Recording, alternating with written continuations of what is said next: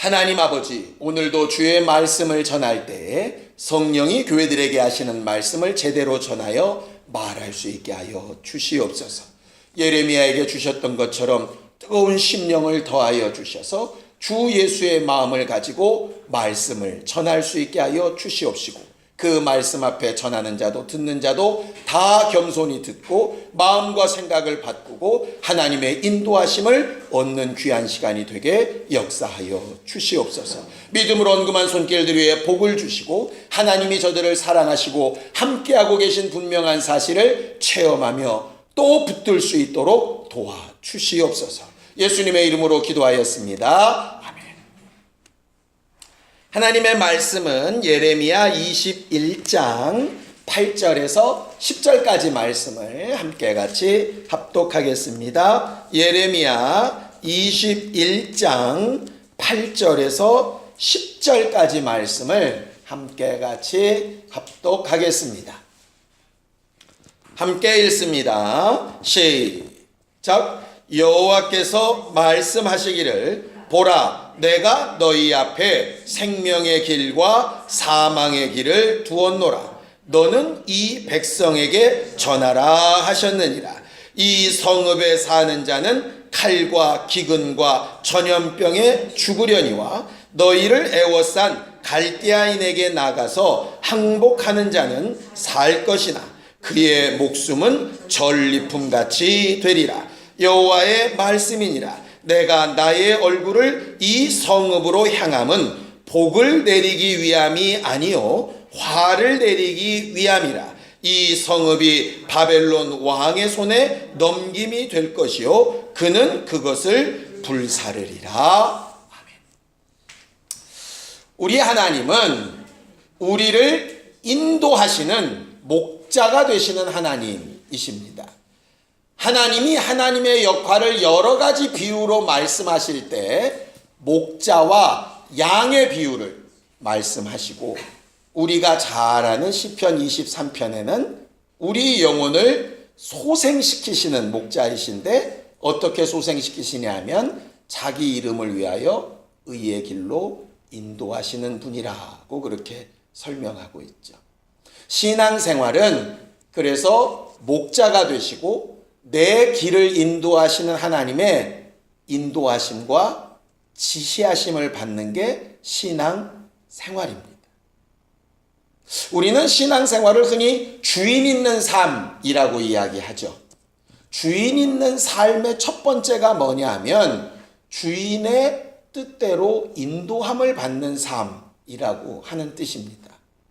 제 멋대로 하는데 무슨 주인이 필요하겠어요? 그래서 사실 신앙생활의 가장 중요한 것 중에 하나가 뭐냐면 내 생각과 하나님의 생각을 잘 구분하는 것. 그 구분하는 거에서 내 생각을 접고 하나님의 생각을 선택하는 것. 이게 신앙생활의 가장 기본이고 제일 중요하고 우리가 제일 잘해야 되고 그러면서도 실제로는 제일 잘 못하고 있는 것.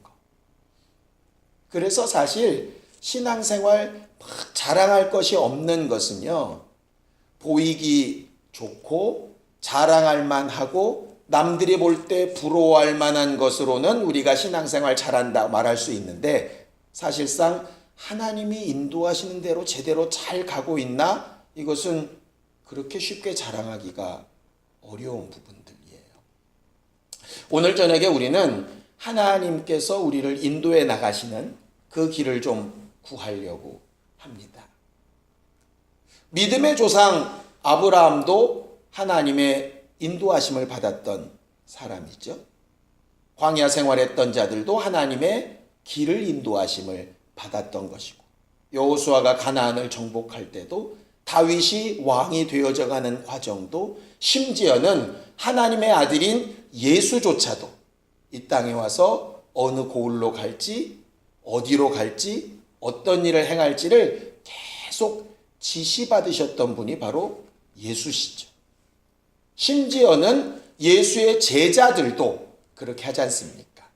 여러분, 지난 1차 수련회 때 기억이 혹시 하시나요? 사도 바울은 2차 전도 여행 때 아시아로 가서 자기가 1차 전도 여행 때 전도했던 세워놨던 교회들을 돌아보고 싶은 마음이 굴뚝 같았지만 하나님이 예수의 영으로 성령으로 또 환상으로 이렇게 막으셔가지고 길을 막 바꾸시죠.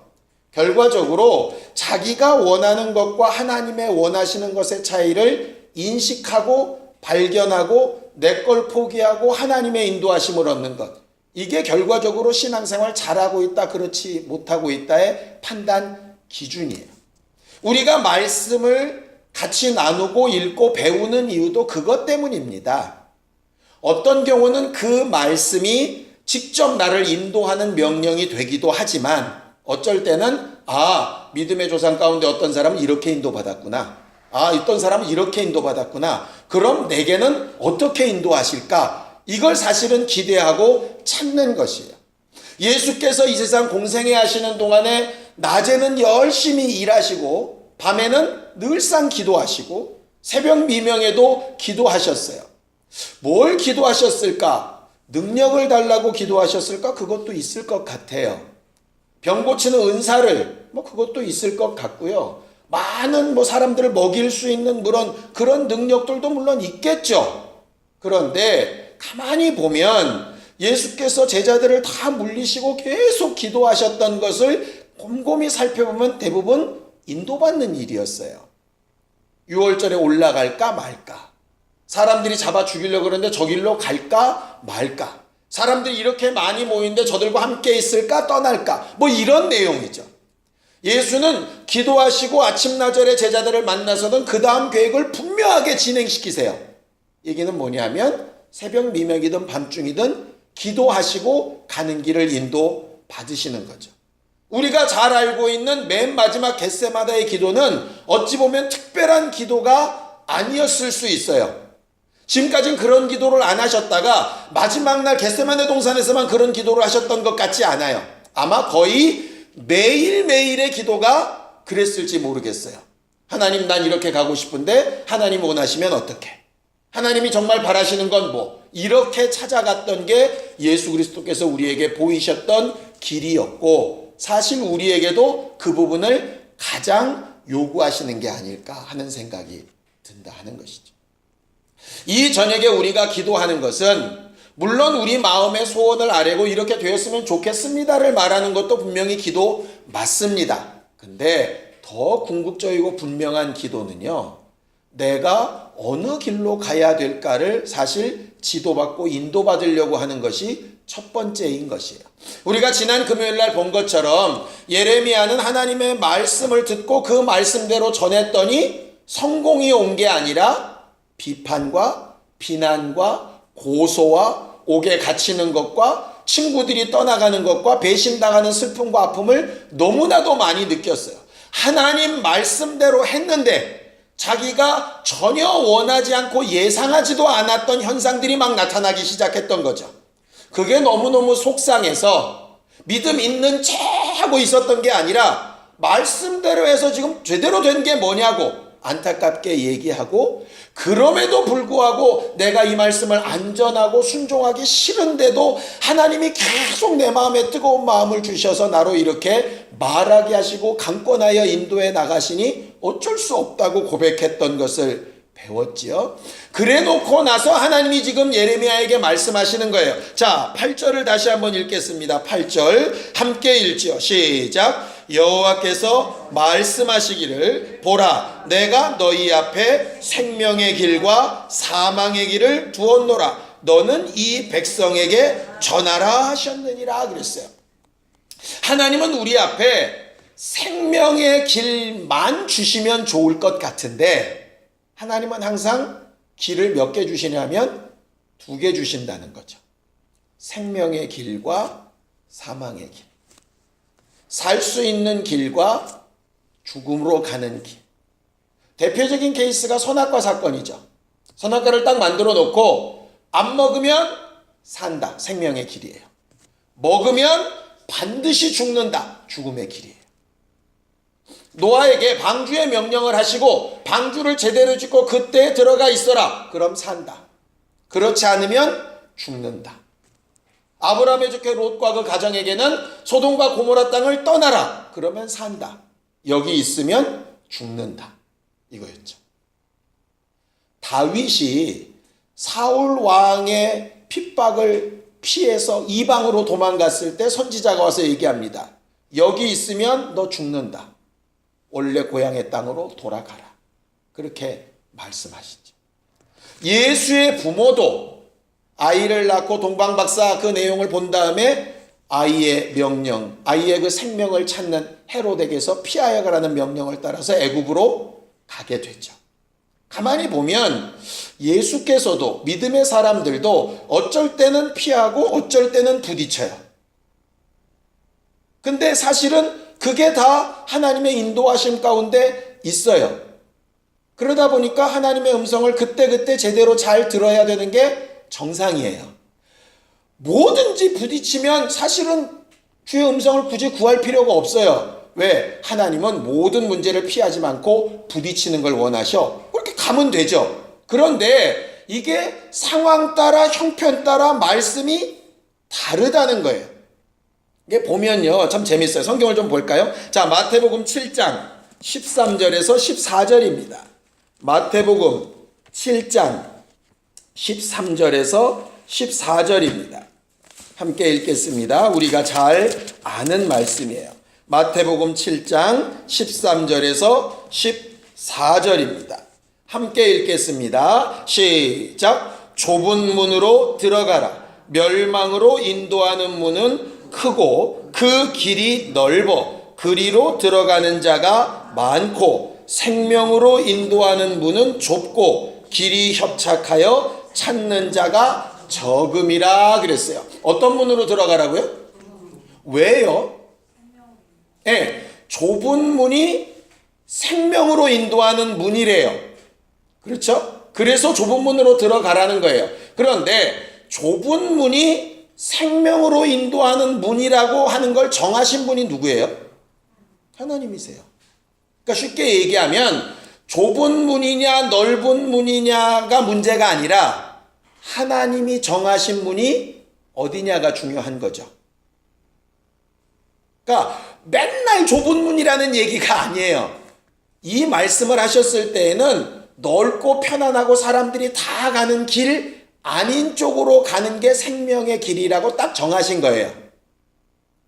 하나님이 그렇게 정하셨다는 거죠. 레위기에 보면 먹어도 되는 정한 동물, 먹으면 안 되는 부정한 동물 이게 나옵니다. 레위기 11장에.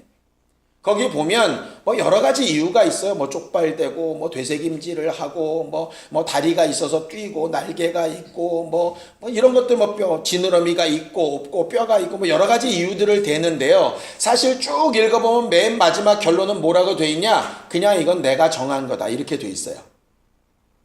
그러니까 특별한 어떤 이유, 꼭 그래야 되는 어떤 사유, 어떤 의미를 자꾸 부여하려고 하는데 사실은 하나님이 정하신 거라는 거예요.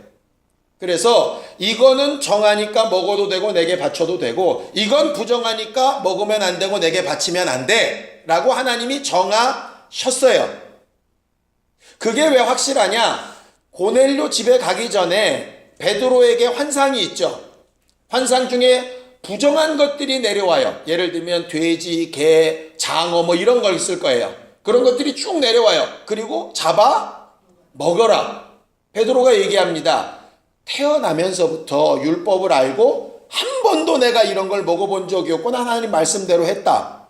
그러니까 그 말씀대로 했을 때 그 말씀 누가 정한 거냐? 하나님이 정하신 거예요.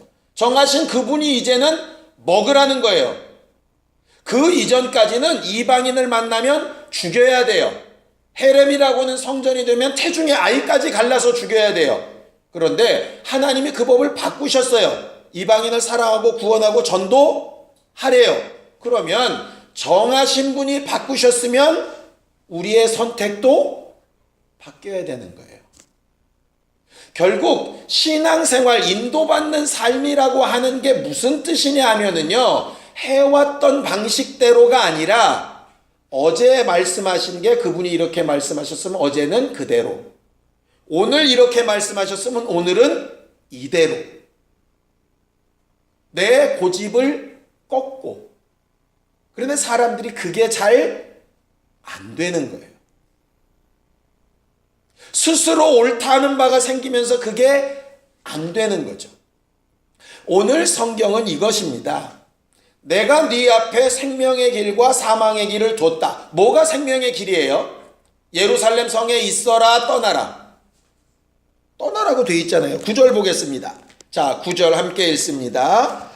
예레미야서 21장 9절 시작. 이 성읍에 사는 자는 칼과 기근과 전염병에 죽으려니와 너희를 애워싼 갈대아인에게 나가서 항복하는 자는 살 것이나 그의 목숨은 전리품같이 되리라 이랬어요. 사는 길은 갈대아인인 바벨론 사람들에게 항복해서 잡혀가는 거예요. 그러면 사는 길이에요. 예루살렘을 유지하고 떠나지 않고 지키려고 하면 그거는 죽는 길이에요. 그러니까 둘 중에 하나를 선택하라는 거예요. 신명기에 있는 것처럼 생명과 사망과 복과 저주를 둔 것처럼 선택하라는 거예요. 너희 좋은 대로. 그런데 선택하기 참 곤란하게 말씀하시죠. 바벨론에게 포로로 잡혀가면 사는 길이다. 잘 사는 길이다. 평안할 거다. 그러면 선택이 또 쉬운데 살기는 사는데 네 목숨은 전리품 같이 될 거래요. 전리품이 뭐죠? 네, 원래는 내 거였는데 전쟁에 승리한 사람이 가져가니까 내 게 아니야. 그러니까 나는 자유자였는데 전쟁 포로로 잡혀가면 종으로 가는 거예요. 지금까지는 내가 주인이었는데 이제는 다른 주인이 생긴다는 얘기죠.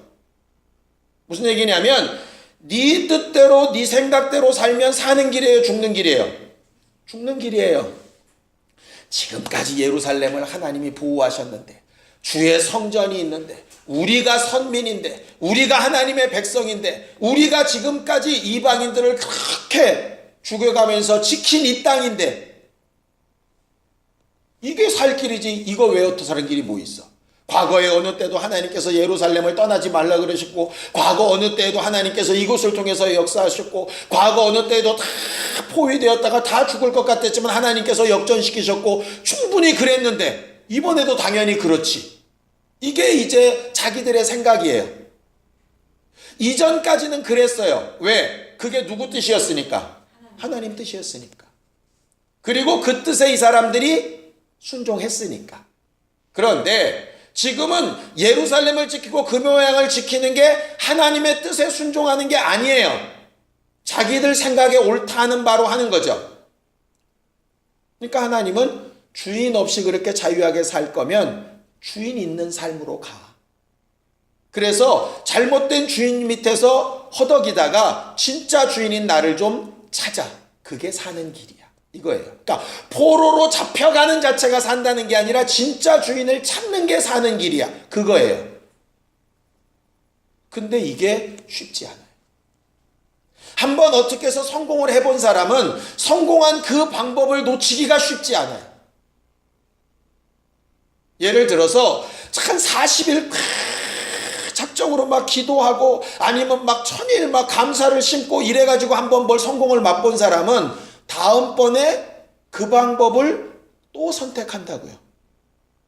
그거 성경적으로 옳지 않다고 아무리 얘기해도 안 돼요. 왜? 이 유혹이 너무 커요. 해봤던 가락이 너무 큰 거예요. 이 해봤던 방법이 뭐까지 초월하느냐? 하나님을 초월해요. 하나님은 좁은 문이냐 넓은 문이냐가 사실 중요하지 않다니까요. 좁은 문, 그분이 정하셨으면 좁은 문으로 가야 되고요. 야, 그거 아니야. 넓은 문으로 가. 그럼 넓은 문으로 가야 돼요. 너 오늘은 죽어야 돼. 그럼 죽어야 되고요. 너 오늘 살아야 돼. 그럼 살아야 돼요. 머리를 숙이고 비참할 가운데라도 살아남아. 그럼 살아남아야 되고요. 목을 뻣뻣이 들고 담대하게 죽어. 그럼 죽어야 되는 거예요. 그게 인도받는 삶이에요. 근데 이게 머리로는 되는데 이걸로 잘 안 돼. 그래도 과거에 이래가면서 가는 거예요. 하나님이 중요한 건요. 지금 내가 하나님의 말씀을 제대로 듣고 따라가고 있냐 아니냐가 가장 중요한 거지 상황이 어떠냐는 사실상 별로 안 중요해요. 예를 들면 이런 거죠. 굳이 이스라엘 민족 전체가 다 필요 없어요. 장정만 60만인 사람이 필요 없다고, 원하시면 그냥 모세 하나만 갖고도 하실 수 있어요. 그러니까 그런 조건은 우리에게 필요한 거지 하나님에게 필요한 내용이 아니라 이 말이에요. 하나님이 필요한 건 많은 조건이 구비된 60만이 필요한 게 아니라 말 제대로 듣고 있는 한 사람이 필요한 거예요. 그 한 사람이 바로 나였으면 하고 바라고 계신 거예요. 그러니까 교회 안에 수많은 사람이 제대로 말씀을 제대로 잘 듣고 쫓아가고 있는데 내가 은혜 못 받고 있으면 그건 아닌 거예요. 내가 그 교회에 함께하고 있다 그래서 성공하고 있는 게 아니라고. 그냥 몰려가고 있는 것이지 예수와는 함께하고 있지 않은 거예요. 그래서 제일 중요한 게 오늘 내게 주신 일 가운데 생명의 길은 뭐고 사망의 길은 뭔지 분별하는 거예요. 그런데 이게 때때마다 달라지기도 하고 같을 때도 학과 있으니까 사실은 헷갈리는 거죠. 어제 들은 응답이 오늘까지 계속 가지 않는 거예요. 그래서 기도할 때 어떻게 기도하라고요? 쉬지 말고 기도하라고요. 쉬지 말고 기도하라는 얘기가 그 말씀이에요. 계속 뭐라고 막 중얼거리고 있으라는 얘기가 아니라 해왔던 게 당연히 그렇겠지 제발 가지 말고 물으라는 거예요. 또 할 때 오늘은 어떻느냐를 물으라는 거죠. 오늘은 어떤 것이 가장 좋을까? 하나님께서 분명히 원하시고 지시하시는 바가 있다는 거죠. 그런데 눈이 가리워지고 귀가 가리워지고 마음이 감동이 안 되고 자기 생각이 앞서다 보니까 사망의 길을 선택하는 거예요. 롯의 사위가 될 뻔했던 사람들 기억나시나요? 소돔과 고모라 땅에서 마지막까지 살 수 있는 유일한 가능성이 있었던 사람들이에요. 권면을 받고 실제로 그 앞에서 봤던 사람들이에요. 그럼에도 불구하고 스스로 농담이라고 선택을 딱 하는 순간에는 끝인 거예요. 그 자리에 같이 있어도 소용없어요. 혈연관계로 묶여도 상관없어요. 그래서 성경에 예수 오실 때 한 사람이 데려감을 당하고 한 사람이 남겠다 하는 거예요. 우리의 기도의 가장 중요한 점은 뭐냐면 하나님이 지금 정하신 사는 길이 뭐냐고 묻는 거예요. 하나님, 내가 사는 길이 뭔가요? 내 자식이 사는 길이 뭐죠? 우리 교회가 사는 길이 뭔가요? 어제까지는 이렇게 인도받아 왔는데 내일은, 오늘은 어떻게 인도받아야 되죠? 그걸 묻는 거예요. 그래서 이사야는 하나님을 이렇게 표현해요. 자, 성경을 보겠습니다. 이사야서 48장 17절입니다. 이사야서 48장 17절입니다. 함께 읽습니다. 이사야서 48장 17절입니다. 함께 읽겠습니다. 시작. 너희의 구속자시요 이스라엘의 거룩하신 이이신 여호와께서 이르시되 나는 내게 유익하도록 가르치고 너를 마땅히 행할 길로 인도하는 내 하나님 여호와라. 이렇게 되어 있어요. 하나님은 뭐 하시는 분이냐? 우리의 구속자이신데 우리에게 유익하도록 가르치는 분이래요. 뭐가 우리에게 유익한지를 알고 가르쳐 주시는 분이래요. 우리가 왜 선택을 제대로 못하냐면 뭐가 유익한지를 잘 몰라서 그래요. 당장 유익한 게 진짜 유익한 건지, 손해를 좀 감수하고 위험을 감수하는 게 더 나은 건지, 아니면 어차피 안 될 거 미리 포기하는 게 나은 건지, 사실은 우리는 같이 판단이 잘 안 돼요. 그런데 그 판단을 하시는 분이 누구냐면 하나님이시라는 거예요. 그러니까 하나님, 뭐가 가장 나한테 유익한가요? 물어야 되는 거예요. 하나님, 이거 안 하면 죽습니다. 그건 이제 내 판단이고요. 그렇게 기도해야죠. 하나님, 나 정말 이렇게 안 되면 죽을 것 같아요. 이거 꼭 해주셔야 돼요. 그런데 하나님이 내게 유익한 걸 나보다 더 잘 아시니까 아니라면 좀 제발 가르쳐 주세요. 들을 수 있게 하세요. 내 고집이 내 아집이 하나님의 음성을 가리지 않게 해주세요. 그게 가장 큰 기도의 제목이에요. 소원을 이루는 것보다 더 중요한 거예요. 내 유익을 아시는 하나님이 내게 마땅히 행할 길로 인도하신대요. 여기 마땅이라는 것은 뭐냐면 반드시 해야 될 일이라고 하는 뜻인데 사는 길이란 말이에요. 궁극적으로 사는 길. 그런데 그렇게 하려면 어떻게 해야 되느냐? 자, 18절입니다. 18절 함께 읽습니다. 시작. 내가 나의 명령에 주의하였더라면 내 평강이 강과 같았겠고 내 공의가 바다 물결 같았을 것이라 그랬어요. 막 요동치고 걱정되고 근심되고 할 때 우리는 내게 강 같은 평화를 외치죠. 찬양도 합니다. 어떨 때 그게 가능하냐? 하나님의 명령에 주의하는 거예요. 귀 기울이는 거예요. 하나님이 뭘 원하시는가를 묻고 들어보려고 하는 거예요. 내 마음과 생각이 앞서면 안 되는 거예요. 간혹 집사람이랑 이렇게 차 운전하고 가다 보면은요, 우리끼리 참 재밌는 상황이 있어요. 가다 보면 막 툭탁툭탁 되는 것처럼 보여요. 길에 이제 서 있는 사람이. 그럼 우리끼리 이제 막 소설을 쓰는 거죠. 왜 싸울까? 바람핀 거 아니야? 이러면서 우리 또 웃어요. 사실은 그 사정이 뭔지 우리는 몰라. 그래 놓고 우리는 막 그런 생각을 하고 있는 거예요. 웃기죠? 나랑 상관도 없는데. 실제로는 그런 건지 아닌 건지 확인할 수도 없어. 그냥 나 혼자 스스로 하는 거예요, 그냥. 근데 신앙생활 할 때요, 그런 코미디를 굉장히 잘해요. 아, 이렇게 하면 이렇게 되겠지? 나 혼자 막 모래성을 줬다 부셨다 저 사람은 뭐 이러겠지? 막 기대를 걸었다 안 걸었다. 그러면서 괜히 그 사람은 가만히 있는데 나 혼자 막 기대하고 나한테 와주지 않을까, 안 오면 또 괜히 실망도 했다가. 되게 웃긴 게 그 사람은 아무것도 아니야. 가만히 그 자리에 있는데 나 혼자 가까이 갔다 멀리 갔다 싫어했다 미워했다 막 바랬다 혼자서 막 쇼를 하다가 결국은 아닌 것 같아 뭐 이러고 있어요. 그 사람이 만약에 내 속을 알면 웃길 거예요. 너 뭐하냐? 하나님 앞에 물어야 될 부분이 결국 그 부분이에요. 우리 혼자 앉아서 이게 될까 안 될까 고민하지 말고 그냥 물으면 돼요. 마음이 어떠냐고. 그래서 이전에게 우리가 기도할 건 단 하나예요. 하나님, 뭐가 생명의 길이에요? 나와 내 남편, 내 아내, 내 자식, 내가 하는 일, 우리 교회, 내가 매일매일 순간 또 내일 뭐 해야 될 일이 있다면 그 일, 뭐가 사는 길이죠? 사는 길을 좀 알 수 있게 해주세요. 사는 길을 좀 잘 선택하게 해주세요. 그게 응답될 때 사실은 감사와 기쁨과 간증이 나와요. 어디 가서 새우만 좀 싸게 사도 막 간증이 넘치잖아요. 결과적으로 우리가 하나님 앞에 해야 될 일은 그 부분이에요. 생명의 일과 사망의 길을 뒀는데 하나님 뭔가요? 라고 하나님의 조언을 구하고 하나님의 명령에 주의하는 거죠. 기도는 그 일을 잘 하는 거예요. 그러기 위해서 정직한 게 필요해요. 하나님, 정말 속상하고 정말 모르겠고 정말 답답하고 나는 정말 이런 생각을 갖고 있는데 하나님 제발 좀 가르쳐달라. 이게 굉장히 중요해요. 뭐가 있는 것처럼 주여 영광 받으시옵고 이거 말고 정말 정직한 기도, 하나님의 도우심을 좀 얻는 기도, 그런 것들이 우리 안에 있어서 우리의 심령이 하나님 앞에 회복되어지기를 원해요. 예레미야를 통해서 이렇게 말씀하신 길을 전해 듣고도 생명의 길을 선택한 사람과 사망의 길을 선택한 사람이 있어서 그 길이 나눠지게 되죠.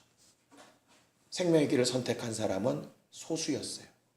그만큼 과거의 경험이나 자기 스스로 믿는 바가 더 큰 거죠. 다른 말로 하면 일종의 우상숭배예요. 우리는 우상이라고 생각하지 않지만 하나님의 명령보다 내가 하나님의 말씀을 따라 체험했던 과거의 경험이 더 앞섰다면 그것도 일종의 우상숭배죠. 그 부분부터 내려놓고 겸손한 게 굉장히 중요해요. 똑같이 말씀할 수도 있을 거예요. 그럼 그대로 또 하면 돼요. 아니라고 하시면 그 길을 따라가야 하고요. 계속 듣고 그렇게 하나님의 인도하심을 얻으려고 하는 영감을 회복하는 우리 모두가 되기를 예수님의 이름으로 축원합니다. 이 시간 함께 생명의 길을 구하는 기도에 성공한 우리 모두가 될 수 있도록 함께 같이 기도하겠습니다. 하나님 아버지, 우리 앞에 두신 생명의 길과 사망의 길을 잘 분별하여 인도받을 수 있는 영감을 더하여 주시옵시고 이를 위하여 주의 명령을 주의하여 듣기를 원할 때 하나님 귀를 열고 마음과 생각을 낮추고 하나님의 지시하심을 듣고자 하는 마음의 소원이 성령으로 불일 듯 일어나게 도와주시옵소서. 여러 가지 문제들을 두고 하나님 앞에 기도하여 싸우니 가장 합당하고 사는 길로 인도하여 주시옵시고 저들의 기도 응답이 더 분명해질 수 있게 도와주시옵소서. 이제는 우리 주 예수 그리스도의 은혜와 하나님 아버지의 극진하신 사랑과 성령님의 감동하시고 역사하시는 분명한 증거가 하나님의 지시하심을 받아 생명의 길을 선택하려는 우리 모두 위에 이제부터 영원까지 함께 있을지어다. 아멘.